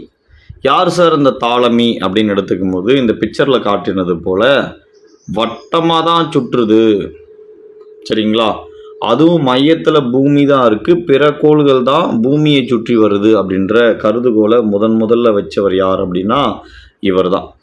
பூமிக்கு அருகில் வந்து மூன், அதுக்கடுத்து Mercury, Venus, sun, Mars, Jupiter, Saturn, அதுக்கப்புறம் பார்க்கும்போது இன்ஃபினிட், வரையறுக்க முடியாத அளவுக்கு நிறைய நட்சத்திரங்கள் எல்லாம் இருக்கின்ற முதற்கட்டமான ஒரு கருத்தை வந்து கூறினார். ஆனால் இது வந்து ஒரு தவறான ஒரு விஷயந்தான் சரிங்களா, இது வந்து மெய்ப்பிக்கத்தக்கது இல்லை. ஆனாலும் முதல்ல சொன்னது இவர் தான். அதான் இந்த இடத்துல கொடுத்துருக்கேன் பாருங்கள். தாலமி, நாம் தான் பெரிய ஆள், பூமி தான் நடுவில் இருக்கிறது, எல்லாம் நம்மை சுற்றி வருகின்றன என்று தப்பான ஒரு கருத்தை சொன்னார். இது பல காலம் நம்பப்பட்டது சரிங்களா. கோப்பர்நிக்கஸ் அப்படின்றார். இவருக்கு அடுத்து வந்த கோப்பர்நிக்கஸ் என்ன பண்ணுறாரு, இல்லை சூரியன் தான் நடுவில் இருக்கிறது, அதனை சுற்றி நான் எல்லாமே சுற்றி வருது என்ற உண்மையை வந்து சொன்னதால, அதனால் கோள்கள் வந்து வட்டப்பாதையில் சுற்றுவதாக அவர் வந்து என்ன சொல்கிறார், அவரும் வட்டப்பாதையில் தான் சுற்றுதுன்றார். அதுக்கடுத்து தான் சரிங்களா இந்த கெப்லர் அப்படின்றவர் வந்து வராரு சரிங்களா. புவி மைய கோட்பாடு, சூரிய மைய கோட்பாடெல்லாம் முடிஞ்சிட்ட பிறகு கெப்லர் என்பவர் வந்து வராரு சரிங்களா. கோப்பர்நிக்கஸ் சொன்னது வந்து சரிதான், ஆனால் பாதை வட்டம் கிடையாது, நீள்வட்டம், அதாவது முட்டை வடிவம் என்ற மிக துல்லியமாக கண்டுபிடிச்சது சரிங்களா. ஸோ இதை பற்றி நம்ம பார்த்துடலாம். இருக்கிறார் பாருங்க, இவர் தான் சரிங்களா. இந்த ரெவல்யூ வந்து அரௌண்டு சன் எலிப்டிக்கல் ஆர்பிட்டாக இருக்குது, நீள்வட்ட வடிவில் தான் இருக்குது அப்படின்னு ஜோகன்ஸ் கெப்லர் என்பவர் வந்து மிகப்பெரிய ஆய்வு நடத்தி அதன் மூலமாக மக்களுக்கு வந்து ஒரு விளக்க உரையை வந்து கொடுக்குறாரு. ஸோ அதை பற்றி நம்ம பார்க்கலாம். என்ன கெப்லரை பற்றின டீட்டெயில்ஸ் பார்க்கும்போது, he explained how the telescope works. He was a first to coin the world satellite. அதாவது தொலைநோக்கி வேலை செய்யக்கூடிய விதத்தை விளக்கினது மட்டும் இல்லாமல் முதல்ல சேட்டலைட் என்ற வார்த்தையை உலக அளவில் உருவாக்குனது யார் அப்படின்னா இவர் தான். அது மட்டும் இல்லாமல் இந்த இயர்லி சரிங்களா, கிட்டத்தட்ட 1600 ஆண்டுகளுக்கு முன்னதாகவே இவர் என்ன பண்ணுறாரு, Johannes Kepler proposed 3 law of planetary motion சரிங்களா. 1600களின் தொடக்கத்தில் ஜோகன்ஸ் கெப்லர் கோள்களுடைய இயக்கத்திற்கான 3 விதிகளை வந்து வெளியிடுறாரு சரிங்களா. என்னென்ன சார் என்ற 3 விதிகள், முதல் விதி, இரண்டாம் விதி, மூன்றாம் விதின்னு மட்டும் நம்ம படிக்கிறதுல சரிங்களா எந்த ஒரு பயன்பாடுமே கிடையாது. என்ன அப்போ முதல் விதி அப்படின்னு நம்ம எடுத்துக்கும் போது நீள்வட்டங்களின் விதி சரிங்களா, first law, the law of ellipses. அதுக்கப்புறம் இரண்டாம் விதி அப்படின்னு நம்ம எடுத்துக்கும் போது சம பரப்புகளின் விதி, law of equal area. Third law நம்ம எடுத்துக்கும் போது மூன்றாவது விதி ஒத்திசைவுகளின் விதி, த லா ஆஃப் ஹார்மோனிஸ் அப்படின்ற 3 விதமான விதிகளை வந்து விளக்குறாரு. சரி, முதல் விதி அப்படின்றது என்ன அப்படின்னா, ஸோ இது போல தான் சூரியன் வந்து ஒரு குவியத்தில் மையமாகவும் அதனை சுற்றி பிற கோள்கள் நீள்வட்ட பாதையில் சுற்றுகிறது என்பதை வந்து முதல்ல விளக்குனது யார் அப்படின்னா கெப்லருடைய முதல் விதியில் நீள்வட்டமாக சுற்றுது அப்படின்னா, அதனால தான் அந்த விதிக்கு பேரே நீள்வட்டங்களின் விதி அப்படின்றாரு. சரிங்களா, முதல் விதி நீள்வட்டங்களின் விதி. All planets revolve around the sun, the elliptical orbits which sun at one of their focus. சரிங்களா, ஸோ அதான் சூரியன் மையம் ஒரு குவியத்தில் உள்ளவாறு நீள்வட்ட பாதையில் கோள்கள் சுற்றி வருகின்றன அப்படின்ற ஒரு கான்செப்டை வந்து இவர் தான் முதல் விதியில் சொல்கிறாரு. நோட் பண்ணிக்கலாம்.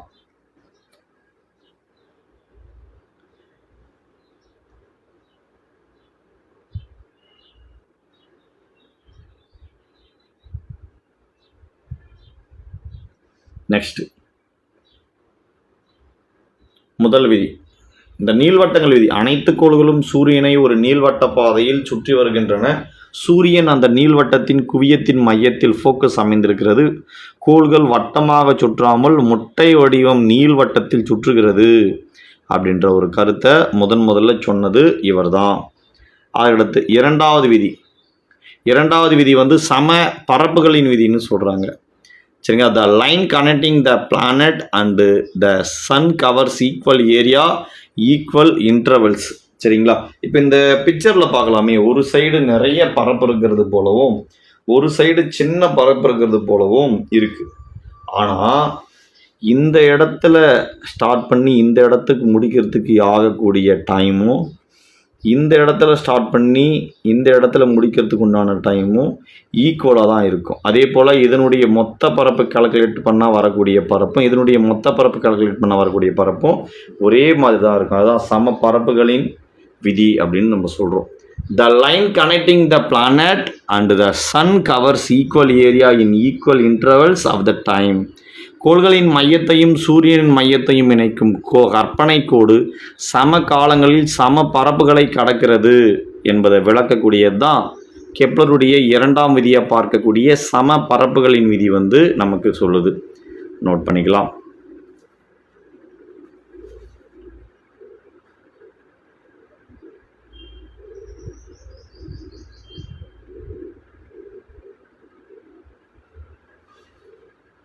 அடுத்து மூன்றாவது விதியை நம்ம பார்த்துடலாம். அது முன்னாடி இரண்டாவது விதியை பற்றின ஒரு டீட்டெயில்ஸ். ஒரு கோளை சூரியனையும் இணைக்கும், சரிங்களா, ஒரு கோளையும் சூரியனையும் இணைக்கும் கற்பனை கோடு சம கால இடைவெளியில் சம பரப்புகளை கடக்கும். விளக்கம் என்ன? கோள் சூரியனுக்கு அருகில் வரும் பொழுது வேகமாகவும் சூரியனை விட்டு தொலைவில் இருக்கும் பொழுது மெதுவாகவும் நகரும். இதனால் ஒரு குறிப்பிட்ட நேரத்தில் அது கடக்கும் பரப்பு எப்போதும் சமமாகவே இருக்கும் என்பது தான் கெப்லருடைய இரண்டாவது விதியாக பார்க்கப்படுது. மூன்றாவது விதி என்ன, அதை பற்றி பார்த்துடலாம். ஒத்திசைகளின் விதி. சரிங்களா, எந்த இரு கோள்களின் சுற்றுக்காலங்களின் இருமடி விகிதம், கோள்களுடைய சுற்றுக்காலங்களுடைய விகிதம் என்ன? முழுக்க அப்போ T² கோள்களுடைய சுற்றுக்காலங்களின் விகிதம் சூரியனிலிருந்து அவற்றின் பாதி அளவு பேரச்சுகளின், சரிங்களா, எப்படி இருக்கும் பாதி அளவு பேரச்சுகளின் விகிதம் அப்படின்னு எடுத்துக்கும் போது T² = R³. சரிங்களா, எந்த இரு கோள்களுக்கும் சுற்றுக்காலங்களின் இருமடி சுற்றுக்காலங்கள் அப்படின்னு நம்ம எடுத்துக்கும் போது T² இருமடி தான் T² எடுத்துக்கிறோம். அவற்றுக்கிடையே உள்ள தொலைவு R இருக்கு இல்லையா, அப்போ R பேரச்சுகளின் மும்மடிகளின் விகிதத்திற்கு அப்போ 3. சரிங்களா, கியூப் ரெண்டுமே சமமாக இருக்குன்றாங்க. The square of the time period of revolution of a planet around the sun is directly proportional to the cube of the distance between sun and planets. சரிங்களா, அப்போ T² = R³ என்பது தான் இதுக்குண்டான சரியான ஒரு புரிவாக நம்ம பார்த்துட்ருக்கோம். நோட் பண்ணிக்கலாம்.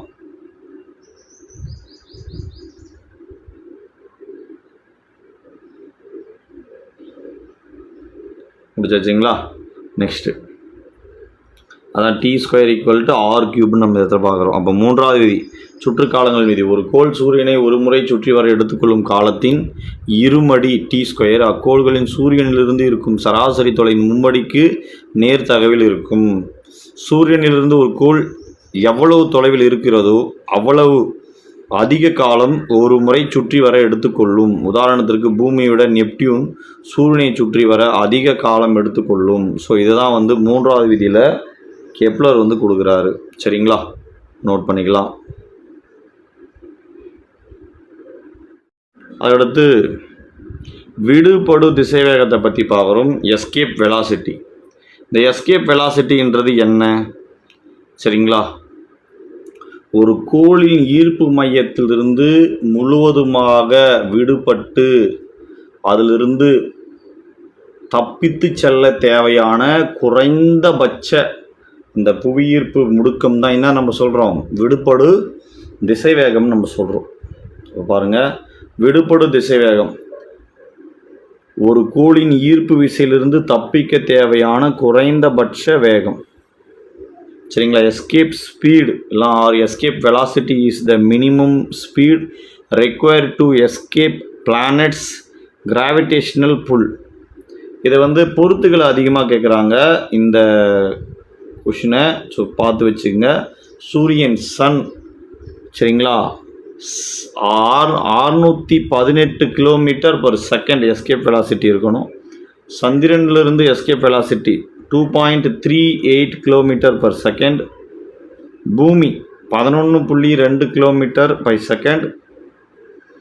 வியாழன் ஜூபிட்டர் 59.5 km/s. இந்த அளவில் இருக்கக்கூடியதாக பார்க்கணும். சரிங்களா, நெக்ஸ்ட்டு ப்ரொஜெக்டைல் மோஷன்னா என்ன? ஸோ அதை பற்றி நம்ம பார்த்துடலாங்களா. ப்ரொஜெக்டைல் மோஷன்னா என்ன, அதை பற்றின டீட்டெயில்ஸு. அதாவது எரிபொருள் திசைவேகம் இல்லை எரிபொருள் இயக்கம். எரிபொருளுடைய இயக்கம் நம்ம ஸ்கூல் டேஸில் படிச்சிருப்போம். சரிங்களா, காலேஜில் இதை பற்றின தனியாக ஒரு எக்ஸ்பெரிமெண்ட்டே இருக்கும். என்னென்னா, இங்கே வெலாசிட்டி தொடக்க திசைவேகம் மட்டும்தான் கொடுக்கப்படுமே இந்த இடத்துல. சரிங்களா, ஒன் செகண்ட் ஒரு புரிதலுக்காக. எரிபொருள் திசைவேகம் என்பது என்னென்னா, இப்போது ஒரு சின்ன உதாரணத்துக்கு இடையில் ஒரு ஆறு இருக்குதுன்னு வச்சுக்கலாமே. ஆறுனா இந்த ஆறு கிடையாது, சரியா, ரிவர். இப்போ இங்கே ஏதோ ஒரு சிறுத்தையோ ஒரு பூனை நின்றுருக்கு அப்படின்னா தொடக்க அந்த ஸ்டார்டிங் அந்த மூமெண்ட்டை மட்டும்தான் அது கொடுக்கும். எப்படி அப்படின்னா பயங்கர ஹை ஃபோர்ஸாக, அதுக்கடுத்து அது ஹைட் ஆகிடும். சரிங்களா, அதோடைய நிலை உயர்த்தப்பட்டுடும். நிலை உயர்த்தப்பட்ட பிறகு புவியீர்ப்பு விசையின் காரணமாக மறுபடியும் மெல்ல லேண்டிங் ஆகும். ஸோ இதை தான் எரிபொருள் திசைவேகம். நம்ம இங்கேருந்து ஒரு ஈட்டி கூட ஈட்டி இருக்குது அப்படின்னா அந்த ஈட்டியை கூட நம்ம எரியிறோம் அப்படின்னா அப்படி போயிட்டு தான் அப்படியே டவுனில் கீழே இறங்கும். சரிங்களா, அதே போல் பந்து கூட பார்க்கும்போது வளைவு பாதை இயக்கம்னு நம்ம சொல்லுவோம். அப்போது வளைவு எவ்வளோ ஹைட்டில் ஏற்றினாலுமே அது ஃபுல் அண்ட் ஃபுல்லாக வளைஞ்சு தான். சார் நான் டேரெக்டாக இப்படி ஏற்றுறேன் அப்படி பண்ணால் கூட இப்படி வளையும். இந்த இடத்துல பார்க்கும்போது வளையும். ஸோ எரிபொருள் இயக்கம் என்பதும் சேம் அதே தான். சரிங்களா, ஸோ அதை பற்றி பார்த்துடலாம். எரிபொருள் இயக்கம் ஹரிசாண்டல். சரிங்களா, ஸோ மேக்சிமம் ஹைட். ஸோ இங்கே பாருங்கள், தொடக்க திசைவேகம் மட்டும் கொடுக்கப்பட்ட பின்பு புவியீர்ப்பு விசையினால் மட்டும் காற்றில் இயங்கும் பொருள் எரிபொருள் இயக்கம் என அழைக்கப்படுகிறது. when an object is thrown in the air with some initial velocity, not just upward, and then allowed to move under the action of gravity alone, the object is known as projectile. சரிங்களா, so இதை note பண்ணிக்கோங்க.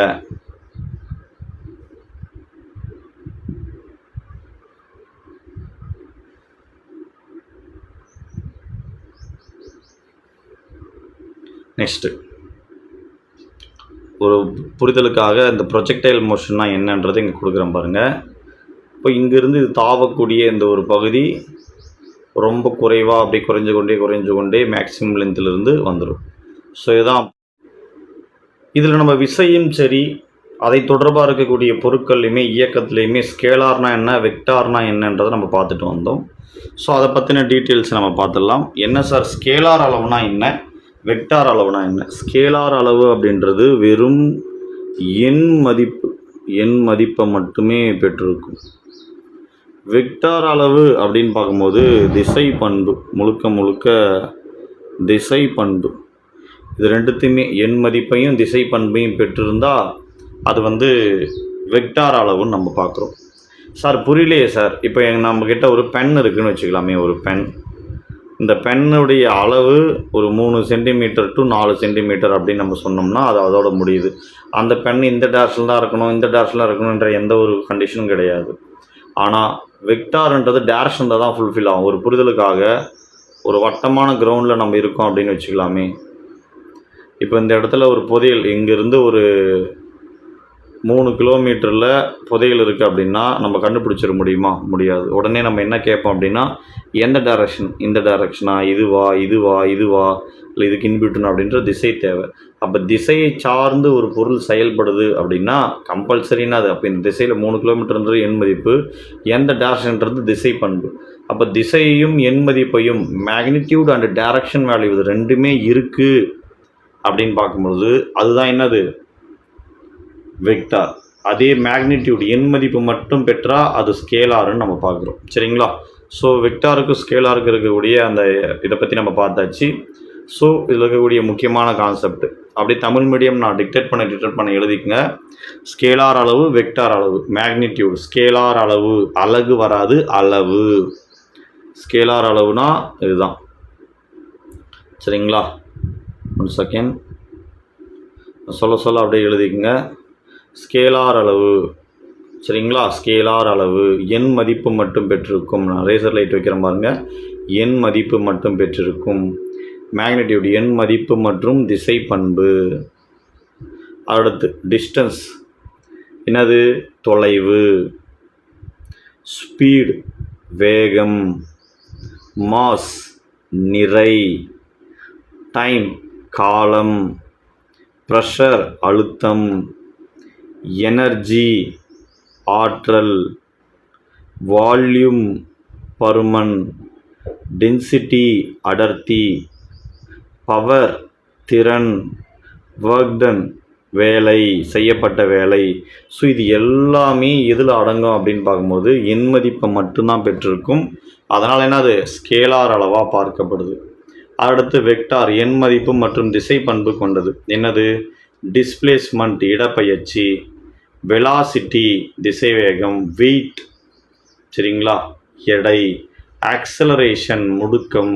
Force விசை.